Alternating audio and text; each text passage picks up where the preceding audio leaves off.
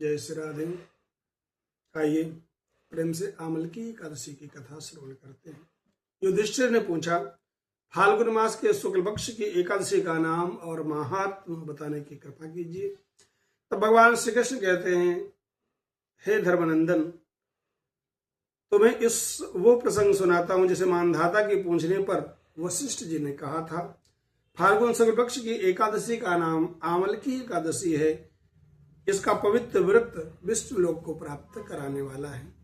मानधाता ने पूछा, हे द्विज श्रेष्ठ, आमल की कब उत्पन्न हुई, मुझे बताइए। वशिष्ठ जी ने कहा, हे महाभाग, पृथ्वी पर आमलकी की उत्पत्ति किस प्रकार से हुई वो बताता हूं। आमलकी के महान वृक्ष है जो सब पापों का नाश करने वाला है। ये भगवान विष्णु के थूकने पर उनके मुख से चंद्रमा के समान एक बिंदु प्रकट हुआ। वह बिंदु पृथ्वी पर गिरा। उसी से आंवले का महान वृक्ष उत्पन्न हुआ। वह सभी वृक्षों का आदि भूत कहलाता है। इसी समय समस्त प्रजा की सृष्टि करने के लिए भगवान ब्रह्मा ने ब्रह्मा को उत्पन्न किया। उन्हीं से इन सब प्रजाओं की सृष्टि हुई। देवता, दानव, गंधर्व, यक्ष, राक्षस, नाग, निर्बल अंतः कांति वाले महर्षियों को भी ब्रह्मा ने जन्म दिया। उनमें से देवता ऋषि एक स्थान में आए जहां विष्णु प्रिया आंवलकी का वृक्ष था। महाभाग, उसे देखकर देवताओं को बड़ा विस्मय हुआ। वे एक दूसरे पर दृष्टिपात करते हुए उत्कंठा पूर्वक उस वृक्ष की ओर देखने लगे और खड़े खड़े सोचने लगे कि प्लक्ष यानी पाकर आदि वृक्ष तो पूर्व कल्प के ही भांति हैं, जो हम इनसे परिचित हैं, किंतु ये वृक्ष को हम नहीं जानते। उन्हें इस प्रकार की चिंता करते देख आकाशवाणी हुई, महर्षियों, ये सर्वश्रेष्ठ आंवलकी का वृक्ष है जो भगवान विष्णु को अत्यंत प्रिय है। इसके स्मरण करने मात्र से गौदान का फल प्राप्त होता है और स्पर्श करने से दूना और इसको भक्षण करने से तिगुना पुण्य प्राप्त होता है। इसलिए सदा प्रयत्न पूर्वक आंवलकी का सेवन करना चाहिए। ये सब पापों का हरने वाला ये वैष्णव वृक्ष बताया गया है। इसके मूल में विष्णु, ऊपर ब्रह्मा, स्कंध में परमेश्वर, भगवान रुद्र, शाखाओं में मुनि, टहनियों में, पत्तों में वसु, फूलों में मरुद गुण तथा फलों में समस्त प्रजापति निवास करते हैं। आंवलकी की सर्वदेवमयी बताई गई है। अतः विष्णु भक्त पुरुषों को यह परम पूज्य है। ऋषि बोले, हम लोग आपको क्या समझे, आप कौन हैं, देवता हैं या कोई और हैं, हमें ठीक ठाक बताइए। तब आकाशवाणी हुई, जो संपूर्ण भूतों के कर्ता, समस्त भुवनों के सृष्टा हैं, जिन्हें विद्वान पुरुष बड़ी कठिनता से देख पाते हैं, हम वही सनातन विष्णु हैं। देवादिदेव भगवान विष्णु का यह कथन सुनकर उन ब्रह्म कुमार महर्षियों के नेत्र आश्चर्य से चकित हो गए। उन्हें बड़ा विस्मय हुआ और आदि अंत रहित भगवान की स्तुति करने लगे। ऋषि बोले, संपूर्ण भूतों की आत्मभूत आत्मा और परमात्मा को नमस्कार है। अपनी महिमा से कभी च्युत न होने वाले अच्युत को हम नित्य प्रणाम करते हैं। अंतरहित परमात्मा को हम बारंबार प्रणाम करते हैं। दामोदर, कवि, सर्वज्ञ और यज्ञेश्वर को हम प्रणाम करते हैं। मायापते, हम आपको बारंबार प्रणाम करते हैं।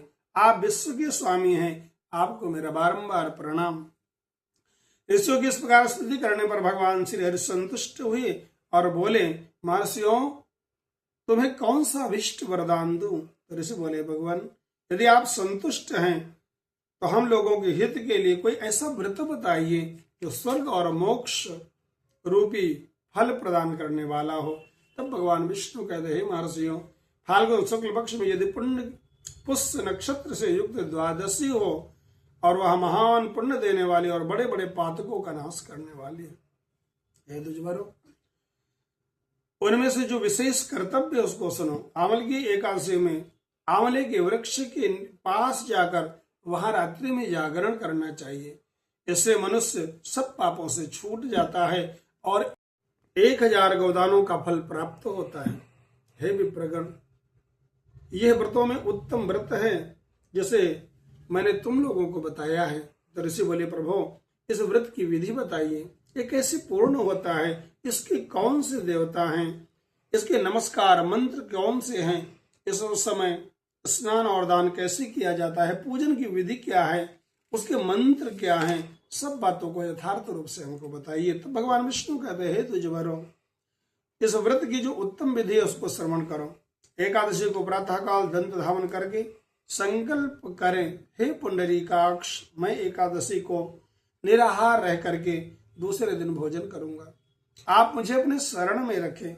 ऐसे नियम लेने के बाद पतित, चोर, पाखंडी, दुराचारी, मर्यादा भंग करने वाले मनुष्यों से वार्तालाप न करें।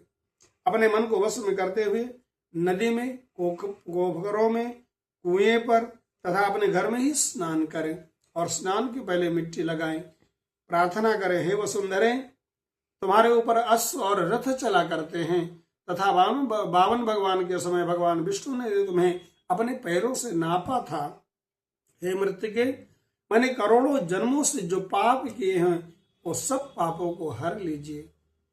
फिर स्नान के लिए मंत्र बोले, त्वं माता सर्वभूतानां जीवनम तत्रक्षकम स्वेदजोद्विज जातीनां रसानां पतये नमः। सनातोऽहं सर्वतीर्थेषु हृदय प्रस्वरणेतु च नदीषु देवखातेषु इदं स्नानम तो में भवे। जल की अधिष्ठात्र देवी माँ, तुम संपूर्ण भूतों के लिए जीवन हो, वही जीवन स्वेदज और उद्भिज जाति के जीवों का रक्षक हो, तुम रसों की स्वामिनी हो, तुम्हें नमस्कार है। आज मैं संपूर्ण तीर्थों, कुंडों, झरनों, नदियों और देव संबंधित सरोवरों में स्नान कर चुका। मेरा यह स्नान उक्त सभी स्नानों का फल देने वाला हो। विद्वान पुरुष को चाहिए कि भगवान परशुराम जी के सोने की प्रतिमा बनवाएं। प्रतिमा अपना शक्ति के अनुसार, अपने धन के अनुसार एक या आधे मासे या स्वर्ण की होनी चाहिए। स्नान के बाद घर आकर के पूजा हवन करें। इसके बाद सभी प्रकार की सामग्री लेकर के आंवले के वृक्ष के पास जाएं। वहां वृक्ष के चारों ओर जमीन को झाड़ बुहार करके लीप पोत करके शुद्ध करें। शुद्ध की हुई भूमि में मंत्र पाठ पूर्वक जल में भरे हुए नवीन कलश की स्थापना करें। कलश में पंचरत्न दिव्य गंधादि छोड़ें। श्वेत चंदन से उस पर चर्चित करें। कंठ में फूल माला पहनाएं। इस प्रकार से धूप की सुगंध फैलाएं और जलते हुए दीपकों की श्रेणी जलाकर रखें। तात्पर्य यह है कि सब ओर से सुंदर और मनोहर दृश्य उपस्थित हो। पूजा के लिए नवीन छाता, जूता और वस्त्र भी मंगा कर रखें। कलश के ऊपर एक पात्र रखकर उनमें दिव्य लाजों यानी खीलों से भर दें और फिर परशुराम जी की स्वर्णमयी प्रतिमा की स्थापना करें। भक्तिपूर्वक चित्त से शुद्ध फलों के द्वारा देवाधिदेव परशुराम जी को अर्घ्य प्रदान करें। अर्घ्य का मंत्र इस प्रकार है, नमस्ते देवदेवेश जामदग्न नमोस्तुते ग्रहणार्घ्यमिमं तत्त्व मामलक्याम युतम हरे। देवदेवेश्वर, हे जमदग्नि नंदन श्री विष्णु स्वरूप परशुराम जी, आपको नमस्कार है। आंवले के फल के साथ दिया हुआ मेरा अर्घ्य स्वीकार करें। उसके बाद भक्तियुक्त से जागरण करें। नृत्य, संगीत, वाद्य, धार्मिक उपाख्यान और विष्णु संबंधी कथा वार्ता आदि के द्वारा रात्रि व्यतीत करें। उसके बाद भगवान विष्णु के नाम लेकर के आंवले की वृक्ष की परिक्रमा 108 या 28 बार करें। फिर सवेरा होने पर भगवान से हरि की आरती करें। ब्राह्मणों की पूजा करके वहां की सामग्री उनको निवेदन कर दे। परशुराम जी का कलश, 2 वस्त्र, जूता आदि वस्तुएं दान कर दे। भावना करें कि परशुराम जी के स्वरूप में भगवान विष्णु मुझ पर प्रसन्न हो। उसके बाद आंवलकी का स्पर्श करके उनकी परिक्रमा करें। स्नान करने के बाद विधिपूर्वक ब्राह्मणों को भोजन कराएं। उसके बाद कुटुंबियों के साथ बैठकर स्वयं भी भोजन करें। ऐसा करने से जो पुण्य प्राप्त होता है वो हम बतलाते हैं, आप ध्यान से सुने। संपूर्ण तीर्थों के सेवन में जो पुण्य प्राप्त होता है, वो सब प्रकार के दान देने से जो फल प्राप्त होता है, वो उपयुक्त विधि के पालन करने मात्र से प्राप्त हो जाता है। समस्त यज्ञों की अपेक्षा अधिक फल प्राप्त होता है, इसमें तनिक भी संदेह नहीं है। यही व्रत सब व्रतों में उत्तम है, जिसका मैंने तुमसे पूरा वर्णन किया है।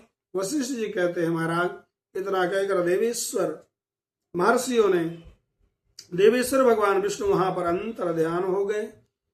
उसके बाद उन समस्त ऋषियों ने उक्त व्रत का पूर्ण रूप से पालन किया। हे नपश्रेष्ठ, उसी प्रकार तुम्हें भी इस व्रत का अनुष्ठान करना चाहिए।